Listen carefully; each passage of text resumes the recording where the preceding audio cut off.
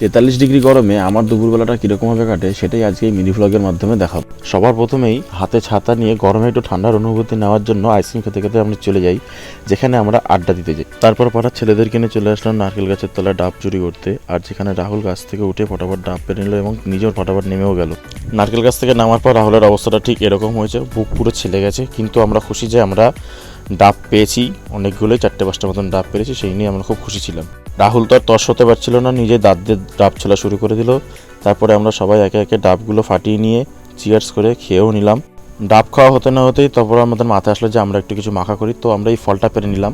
তো তোমরা শুধু আমাদেরকে একবার একটু জানিও যে এই ফলটার নাম কি, যারা যারা জানো একটুখানি কমেন্টে জানিয়ে দেবে। এই ফলগুলো নিয়ে চলে আসি আমরা যেখানে আড্ডা দিই সেই জায়গাতেই। এসে আমি লঙ্কা পিসের কাজে বসে গেছি, কারণ অনেক দুপুর হয়ে গেছিলো, বাড়িতেও যেতে হবে। তারপর একের পর এক ফলগুলো দিয়ে আমরা মাখিয়েও নিলাম এবং তৃপ্তি করেও খেলাম। তো এইভাবেই কাটলো আমাদের দুপুরটা। এরকম আরও মিনি ভ্লগের জন্য একটু সাবস্ক্রাইবও করে দিও।